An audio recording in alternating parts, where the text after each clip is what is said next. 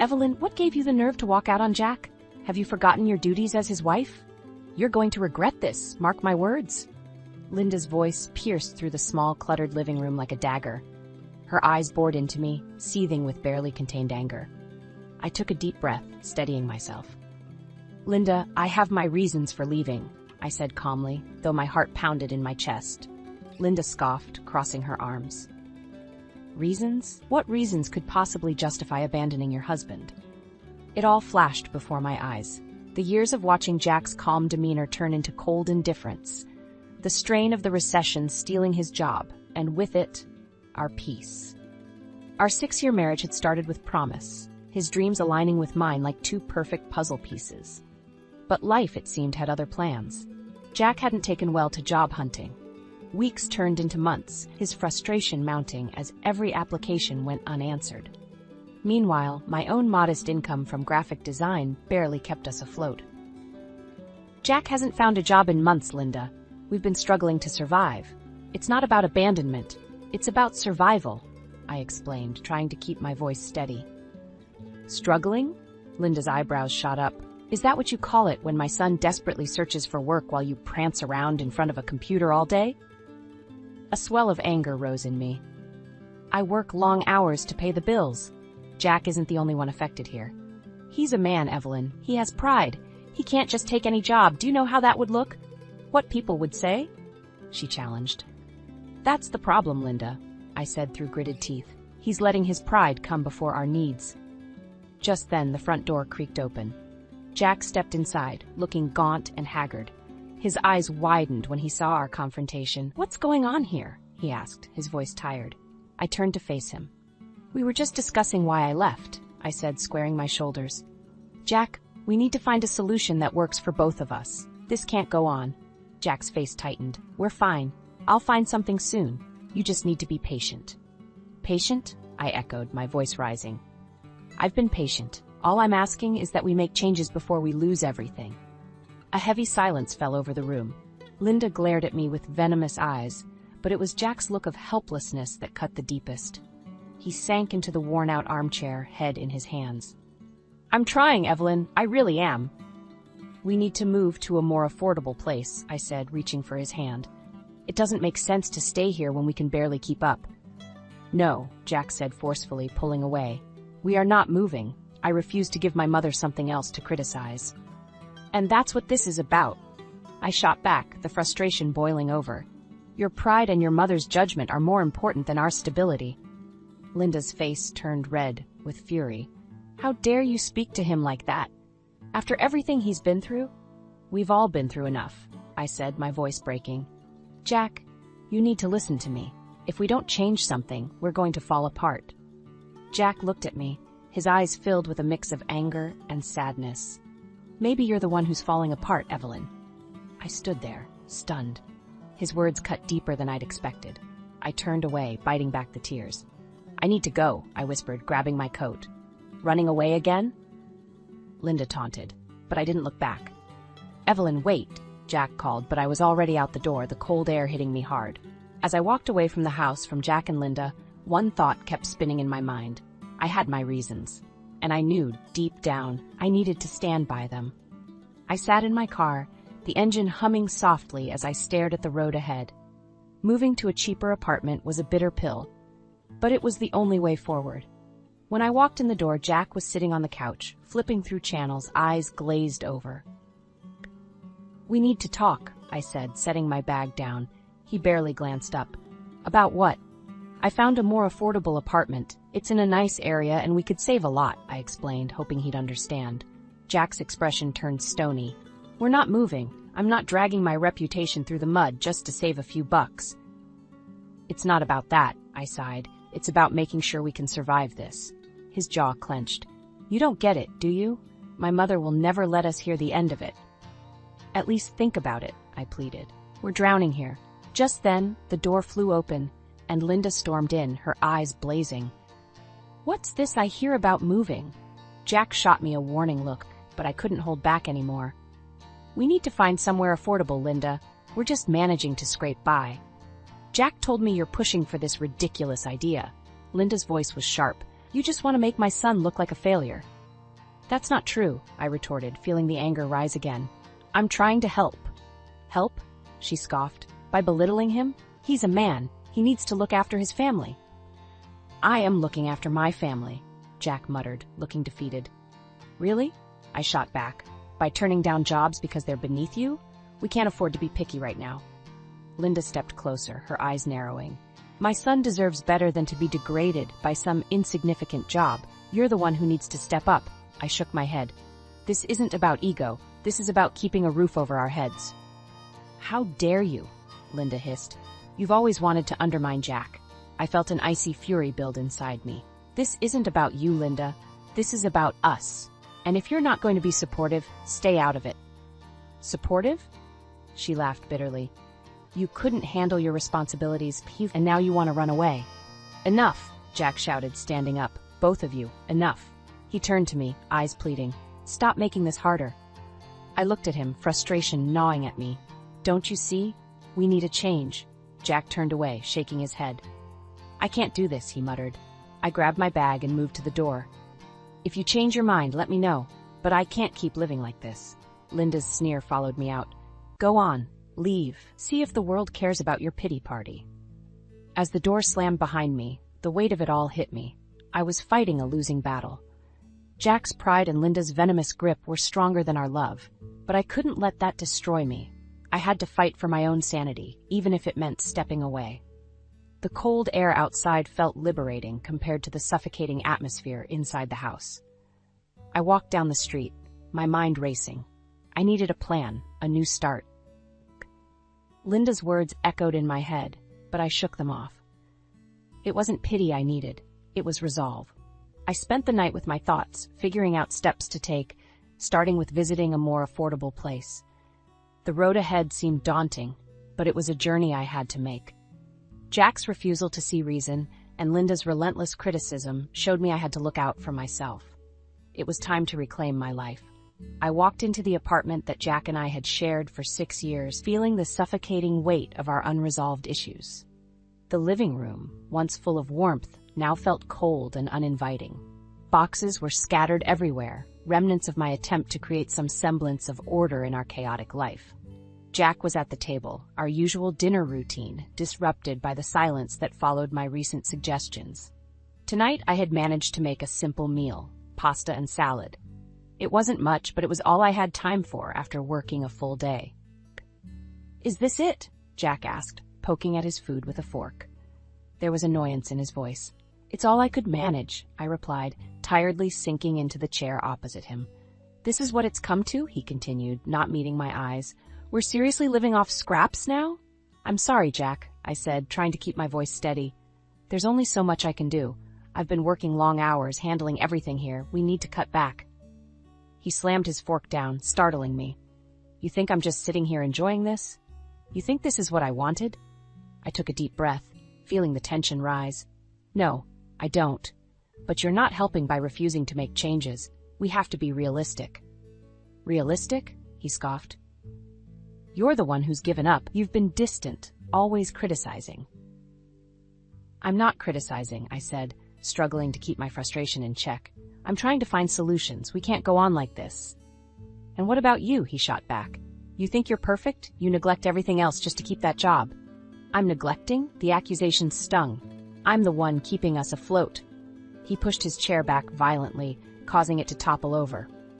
Enough. I don't need your lectures. Suddenly, the door opened, and Linda walked in, her eyes scanning the scene. What's going on now? She demanded, sensing the tension. Jack turned to her, gesturing toward the table. This is what we've been reduced to, Mom. Barely any food, constant arguments. Linda's eyes narrowed as she looked at me. This is unacceptable, Evelyn. You can't even manage a decent meal? Linda, I'm doing my best, I snapped, losing my patience. Working long hours doesn't leave much time for anything else. Your best? She sneered. Your best is what drove Jack to this point. Maybe if you took care of your responsibilities instead of running off to work, we wouldn't be in this mess. That's completely unfair, Linda, I said, my voice trembling. I've been handling everything while Jack... While Jack what? Linda interrupted. While Jack suffers because of your failures? Jack, looking defeated, sank back into his chair. He didn't defend me, didn't say a word. "I need help," I almost whispered, looking at Jack. "I can't do this alone." "We don't need your pity," Linda spat. "You will take care of this household properly, job or not. It's time you remembered your place as Jack's wife." Her words struck hard, leaving me feeling more alone than ever. "I won't sacrifice everything just to live up to your expectations, Linda," I said, standing up. "You'll do what's necessary," she replied, eyes cold and unrelenting. Tears welled up in my eyes, but I fought them back. "This isn't about you," I said, turning to leave. "I've had enough." As I walked out, the finality of my decision hit me. This relentless cycle had to end. The house felt more like a battleground than a home, and I couldn't keep fighting a war where I was the only one seeking peace. I needed to reclaim my strength, even if it meant walking away from everything I once knew. The sun was setting as I pulled into the driveway of my parents' house. The familiar sight brought a wave of mixed emotions, relief, guilt, and a trace of hope. As I stepped out of the car, the front door opened, and my mom, Susan, came rushing out. "Evelyn, honey," she called, wrapping her arms around me in a warm hug. "I'm so glad you're here." "Thanks, Mom," I murmured, holding on tight. I didn't know where else to go. "Come inside," she said softly, guiding me into the house. My dad, Tom, was sitting in the living room, his face lighting up when he saw me. "Hey, kiddo," he greeted, standing up to give me a hug. "Rough day, huh?" "You could say that," I replied, trying to smile. The warmth of my parents' home was comforting. It felt like a sanctuary after the chaos of my life with Jack and Linda. We sat down at the kitchen table, and my mom poured me a cup of tea. "So what happened?" she asked gently. I took a deep breath, feeling the weight of the past few months. "Jack and I have been struggling. He lost his job and refuses to find something new. I'm the only one working, and it's not enough. His mom keeps interfering, making everything worse." Tom nodded thoughtfully. "Linda's always been difficult, but it sounds like things have gotten out of hand." "They have, Dad. I suggested moving to a more affordable place, but Jack refuses. He's worried about what Linda will think," I said, feeling the frustration bubble up again. Susan's face tightened. "And what did Linda say?" She accused me of failing Jack. She wants me to quit my job and stay home, take care of everything," I admitted, feeling the anger rise. "I can't do that. I shouldn't have to." "Of course not," my dad said firmly. "You've worked hard to build your career. There's nothing wrong with wanting to keep it." "I just don't know what to do," I sighed. "I love Jack, but he's changed, and Linda, she's toxic." Susan reached over and took my hand. "You did the right thing by leaving, at least for now. You need space to figure things out." "I can't keep living like this," I confessed, tears welling up in my eyes. "I'm exhausted, and I feel like I'm losing myself." "You need to take care of yourself first," Tom said. "It's obvious Jack isn't seeing things clearly. Maybe time apart will make him realize what's important." "Here," Susan said, sliding a box of tissues toward me. "Stay here for as long as you need to. We'll help you figure this out." After talking with my parents, I felt a small glimmer of hope. Maybe there was a way out of this mess. That night, I finally slept peacefully for the first time in months, feeling the comfort of being in a place where I was truly supported. Over the next few days, Jack called incessantly. The voicemails piled up, desperate, angry, pleading, but I didn't answer. I needed time to think, to heal. When I finally listened to one, his voice was strained. "Evelyn, please come back. I can't do this without you. The house is falling apart." It was the confirmation I needed. He wasn't dealing with the reality of our situation. He was still relying on me to fix it all. One evening, my parents and I discussed my next steps. "Have you considered your options?" Tom asked, his voice gentle. "I'm thinking about it," I confessed. "But right now, I just need to find my footing." "And you will," Susan assured me. "Take the time you need. We're here for you, no matter what." For the first time in a long while, I felt like I had control over my life again. Walking away wasn't an end. It was a chance for a new beginning. The resolve to find clarity and strength grew each day, bolstered by the unwavering support of my family. I approached the house cautiously, the place that once felt like home now tinged with apprehension. There was an eerie stillness as I unlocked the door and stepped inside. The living room was surprisingly clean, almost too clean, as if no one had been living there. I called out, "Jack, are you here?" Silence. The air felt thick with expectation. I walked further in, noticing how empty it felt. The usual clutter was gone, the coziness replaced by a stark emptiness that sent a chill down my spine. I dialed Jack's number, the ringing echoing ominously. He picked up on the third ring. "Evelyn," his voice sounded strained. "Are you back?" "I'm at the house. Where are you?" I asked, trying to stay calm. "I'm at Mom's," he admitted hesitantly. "I moved out, decided it was best, for now." I took a deep breath, trying to process the information. "Why didn't you tell me?" "I thought you wouldn't care," he said, almost defensively. "You left me." "I left because we needed a change," I replied, feeling the familiar frustration rise. "Moving to your mom's doesn't solve anything." There was a pause before he spoke again. "I'm trying, Evelyn. I didn't know what else to do." "This isn't the way to handle things," I said, trying to keep my voice steady. "Running back to Linda isn't the answer." There was silence on the line. I could almost picture him, sitting in Linda's pristine living room, the judgmental eyes of his mother piercing through him. "Jack, we need to talk face to face," I said firmly. "This isn't something we can solve over the phone." He hesitated. "Mom doesn't think it's a good idea." Anger flared up inside me. "Your mother doesn't get to decide what we do. We're adults. We make our own choices." "Evelyn, please," he started, but I cut him off. "I'm coming over," I said, my voice firm. "We're talking. End of discussion."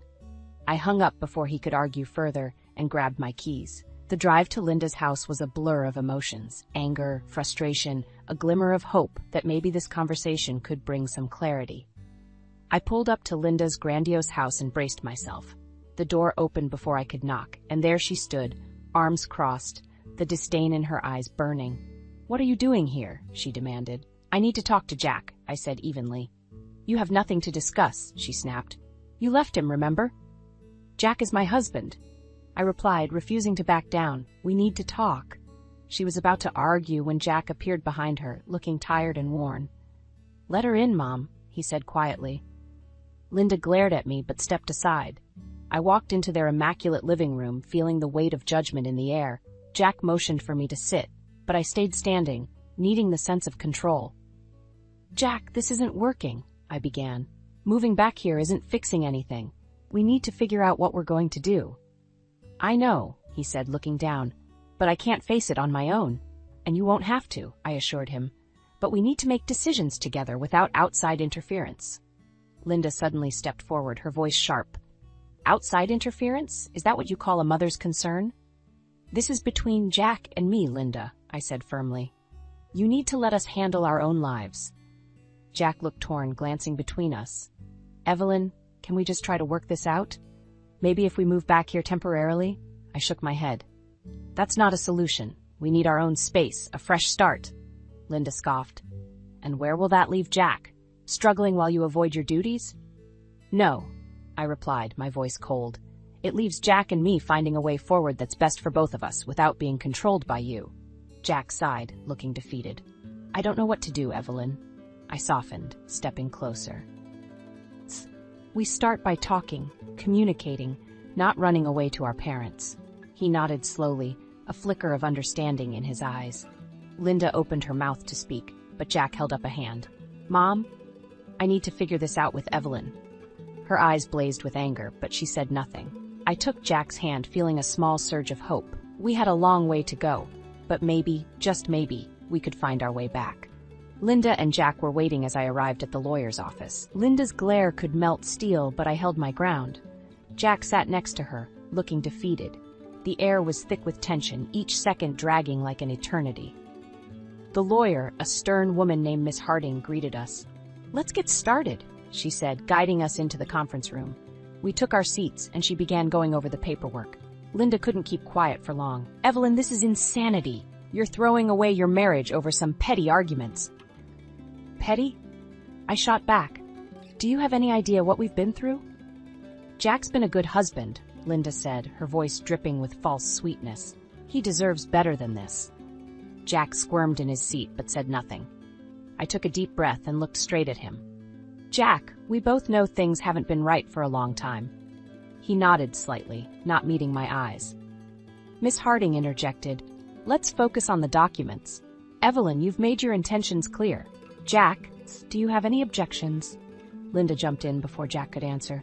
Of course he objects. He's devastated. Let him speak, Linda, I said firmly, my eyes locked on Jack. Jack finally looked up. I don't want this, he said quietly, but I can't keep living like this either. Linda's face turned red with anger. You're really going to let her walk away? After everything? Linda, it's our decision, I said. Your meddling has done enough damage. How dare you? She hissed, standing up. I've only ever tried to help. Help? I laughed bitterly. You've undermined every effort I've made to keep this marriage together. Your interference has driven us apart. Jack's eyes widened, the truth of my words sinking in. Mom, Evelyn has a point. We need to sort this out ourselves. Linda looked like she'd been slapped. You're choosing her over me? No one is choosing sides, Jack said, his voice shaking. But we need to handle this, not you. Miss Harding cleared her throat, bringing us back to the matter at hand. If we could return to the paperwork, I nodded, trying to focus on the tangible steps we were taking. As we worked through the details, Linda sat fuming, her eyes burning holes into me. The room felt like a pressure cooker, the tension building to a breaking point. Finally, Miss Harding handed over the last page. Evelyn, if you can sign here. I took the pen, my hand trembling slightly, and signed. Then, she handed it to Jack. He hesitated, looking at me one last time. Are you sure this is what you want? I'm sure, I said softly. We need to move on. He signed and the papers were complete. Miss Harding gathered them up. That concludes our session. You'll receive copies in the mail. As we stood to leave, Linda could hold back no longer. Mark my words, Evelyn. You'll regret this. You're throwing away the best thing that ever happened to you. I met her gaze, unwavering. I'm doing what's best for both of us. You can't control us anymore. Jack looked at me, a mix of sadness and relief in his eyes. Take care. Evelyn. You too, Jack, I replied, turning to leave. As I walked out of the office, the weight of the past years seemed to lift off my shoulders. For the first time in a long while, I felt free.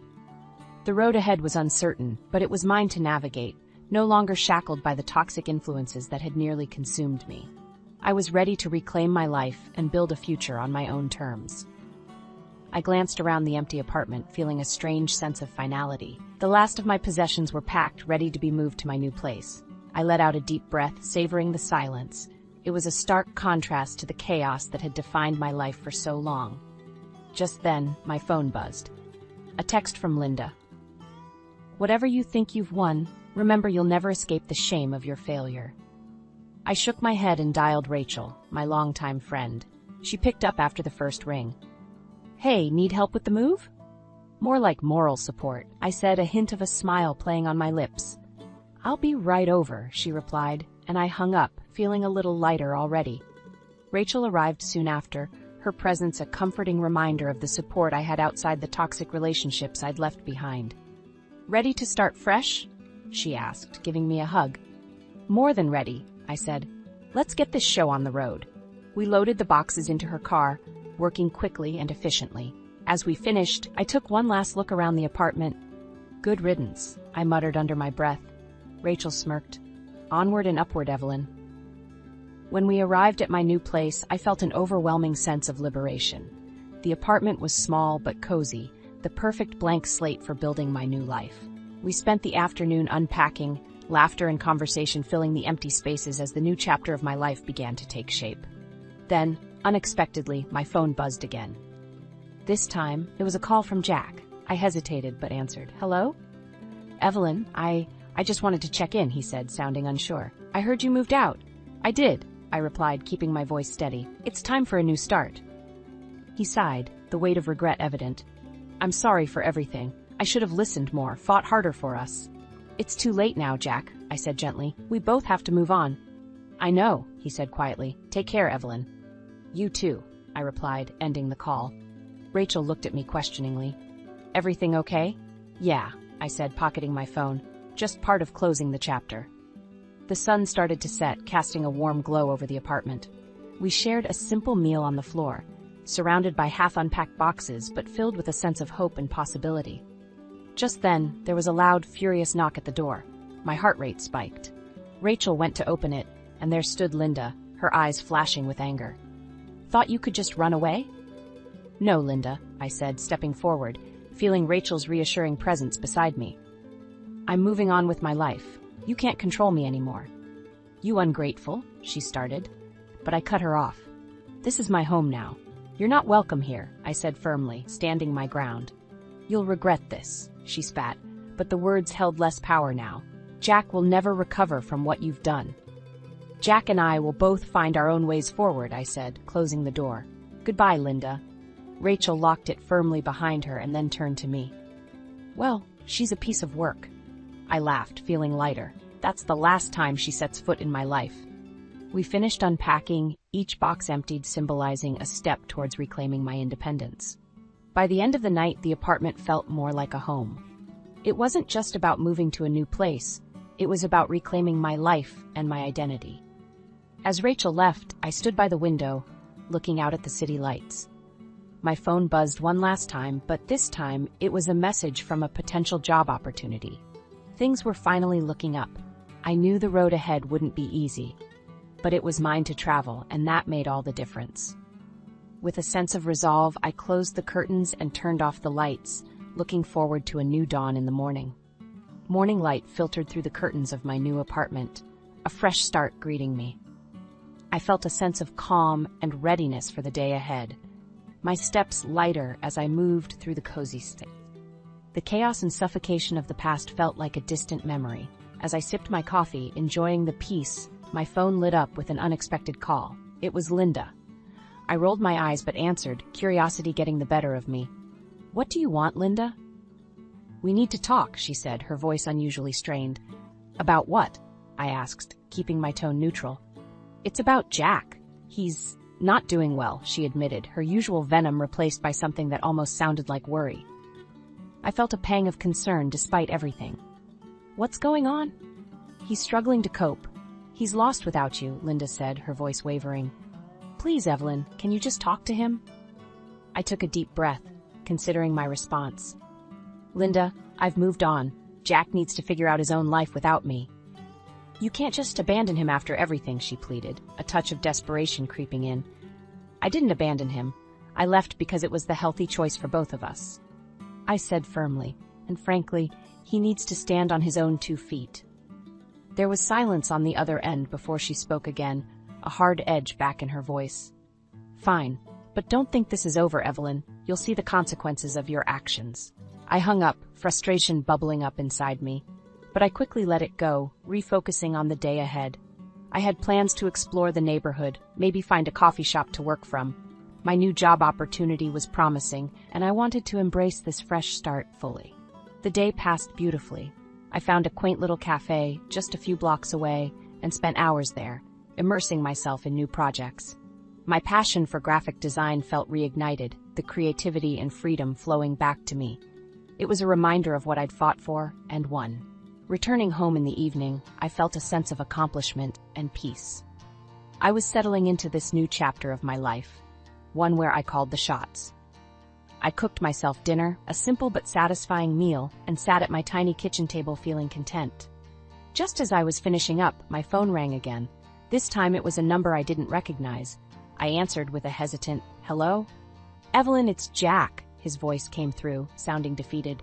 "Can we talk?" I hesitated but agreed. "Okay, Jack, what's on your mind?" "I'm sorry for everything," he started. "I realize now how much I relied on you, and it wasn't fair. I should have listened more, been more supportive." "Jack, I appreciate the apology," I said gently, "but we've made our decisions. We need to stick to them." "I know, I just needed to say it," he replied, a note of finality in his voice. "Take care, Evelyn." "You too, Jack," I said, ending the call and feeling a sense of closure. Just as I was about to relax for the night, there was a knock at my door. Surprised, I opened it to find Linda standing there, looking more haggard than I'd ever seen her. "Linda, what are you doing here?" I asked tiredly. "Please, Evelyn, I'm desperate," she started, her voice cracking. "Jack's in a bad place. I don't know what to do. You were always the strong one, the one who held things together." I sighed, feeling a tug of pity despite everything. "Linda, I can't fix this for you. Jack needs to learn to cope on his own." Her shoulders sagged in defeat. "I just don't know how to help him. I think the best thing you can do is support him without trying to control everything," I suggested. He needs space to find his way. Linda nodded slowly, a rare moment of vulnerability in her eyes. Maybe you're right.